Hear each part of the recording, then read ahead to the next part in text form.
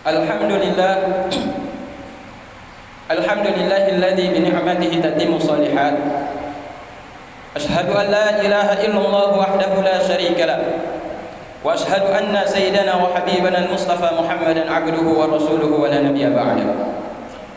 Allahumma salli wa sallim wa barik ala hadha an-nabiyil karim sayyidina wa nabiyyina wa habibina wa syafi'ina wa dhukhrina wa qurrati a'yunina wa maulana Muhammad ibn Abdillah Nabiyul Ummi wa ala alihi wa ashabihi al-mujahidin at-tahirin al-badilin nufusahum ila yaumil qiyamah. Amma ba'du, fa ya ayyuhal ikhwan al-muslimin wa ya ummatal muslimin rahimakumullah, usiku wa nafsi bi taqwallahi wa ta'atihi la'allakum tuflihun.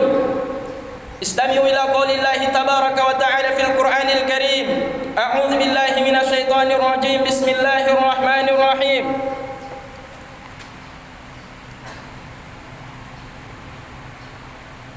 Inna 'iddatash shuhuri 'inda Allahi 12 shahran fi kitabillahi yawma khalaqas samawati wal arda minha arba'atu hurum. Dhalika ad-dinul qayyim fala tazlimu fihinna anfusakum wa qatilul musyrikina kaffah kama yuqatilunakum kaffah wa'lamu anna Allaha ma'al muttaqin. Shadaqallahul azim wa balagha rasuluhul karim. Wa nahnu insyaallah ta'ala ala dhalika laminasy syahidin walhamdulillahi rabbil alamin. Jamaah salat Jumat kaum muslimin yang dimuliakan oleh Allah Subhanahu wa taala. Hari ini kita sudah sampai pada penghujung bulan Zulhijjah. Para hujjaj dan mu'tamir, para jemaah haji dan para jemaah umrah yang berhaji di tahun ini, tahun 1442 Hijriah, adalah mereka-mereka yang beruntung yang diberikan kesempatan haji dalam kondisi yang serba sulit saat ini.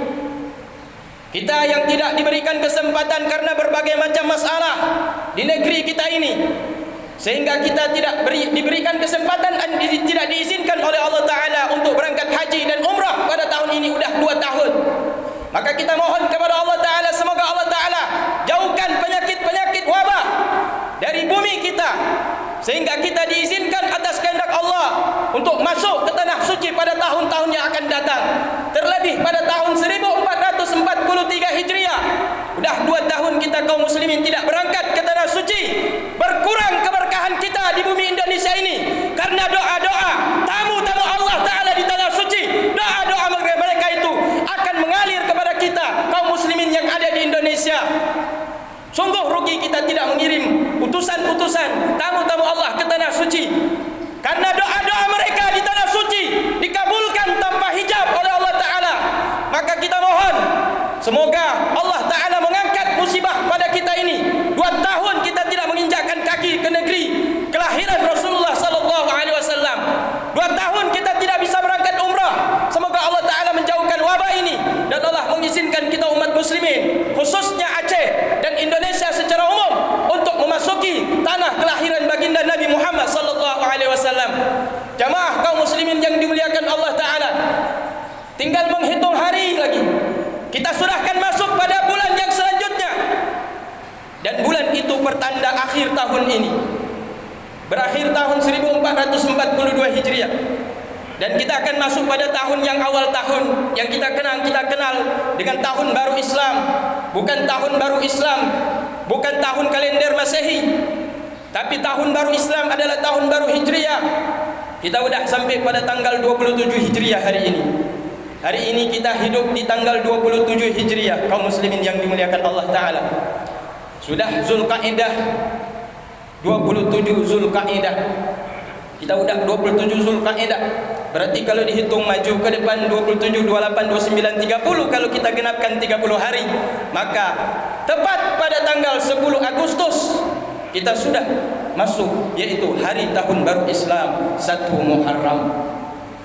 Artinya semua yang sudah kita kerjakan, semua yang kita kerjakan dalam 1 tahun yang terakhir ini, baik buruknya telah dicatat oleh Allah Ta'ala. Amal-amal kita yang soleh dan toleh telah dicatat juga oleh Allah Ta'ala.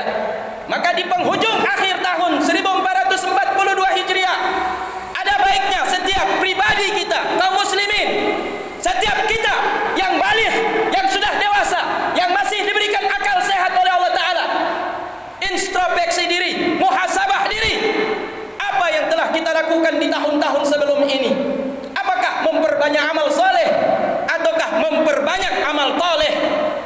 Sehingga kalau seandainya nanti diangkat amal kita dalam tahun ini, kita masih bisa bergembira nanti ketika kita wafat berjumpa dengan Allah Ta'ala. Kenapa akhirat yang paling utama? Ada seorang Arab Badui pada masa hidupnya Harun Ar-Rasyid, seorang khalifah pada masa itu. Harun Ar-Rasyid ini termasuk raja soleh, raja yang alim. Begitu beliau melintas di sebuah padang pasir, melintas di sebuah kompleks pemakaman kubur, berjumpa dengan seorang Arab Badui. Kemudian dipanggil oleh Arab Badui, "Ya Harun, ya Harun, ya Harun." Harun Ar-Rasyid dengan pengawal-pengawalnya naik di atas kuda. Banyak pejabat yang agak sedikit begitulah gayanya. Kalau belum jadi pejabat biasa-biasa. Begitu udah naik pejabat, naik mobil Mercy, naik mobil macam-macam, dipanggil rakyat gak mau menoleh. Tapi karena ini baru Arab Badui ini, dia panggil dengan suara keras, dia tidak peduli bodyguard-bodyguardnya di samping. Akhirnya Harun Ar-Rasyid menoleh, kemudian turun. "Ada apa wahai Arab Badui?" Turun dia. Dia bilang, "Wahai Raja Harun Ar-Rasyid, sesungguhnya engkau ini saya lihat seperti orang gila." Bingung Raja Harun Ar-Rasyid ini. "Atas dasar apa engkau berani mengatakan saya gila?" "Engkau sibuk mengumpulkan dunia. Yang gila sebenarnya siapa?" Dibilang Harun Ar-Rasyid, "Engkau yang gila. Kenapa engkau cuma berdiam diri, sibuk dikubur di atas pemakaman, sibuk di kuburan di tengah padang pasir yang gersang seperti ini?" Dibilang, "Yang gila siapa?" Kata Arab Badui, "Yang gila engkau, bukan saya. Saya setiap hari berfikir tentang bagaimana saya memperbanyak amal soleh, karena saya perhatikan orang mati tidak bisa bangkit kembali." Oleh Harun Ar-Rasyid terdiam. Sedangkan engkau sibuk mengurus dunia, sibuk mengurus istana, sibuk membangun ini dan itu, membangun segala fasilitas. Memang itu tugas raja. Tapi kalau raja itu lalai, dia lupa dengan akhiratnya, maka yang gila siapa? Orang yang urus kubur atau orang yang urus rakyat yang duduknya di dalam istana? Maka terdiam Harun Ar-Rasyid. "Kalau begitu wahai sahabatku, kalau begitu saudaraku," katanya Harun Ar-Rasyid, "lanjutkan nasihatmu kepadaku." Baru dia sadar, ini orang alim, cuma pakaian seperti orang gila.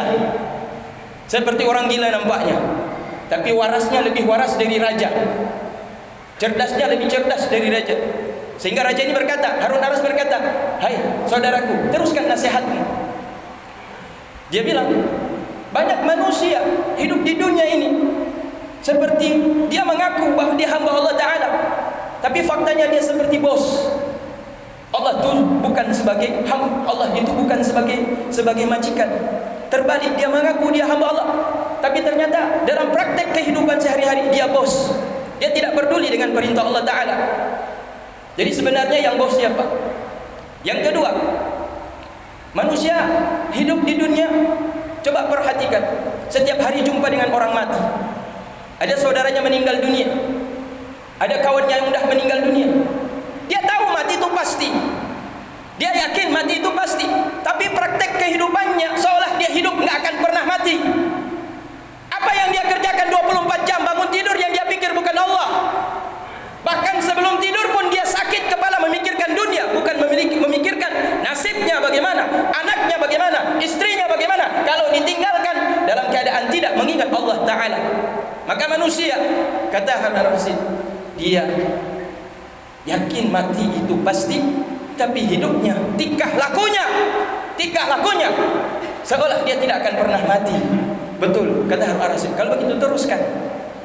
Kalau begitu saya tidak akan memberikan nasihat lagi, kata Arab Badui ini. Lantas, atas nasihatmu ini apa yang kau minta? Apa yang kau inginkan dariku? Oh, kalau engkau menawarkan sesuatu kepadaku, wahai Tuan Raja, aku minta 3 perkara. Saya sebut yang saya ingat saja. Kata beliau, yang pertama,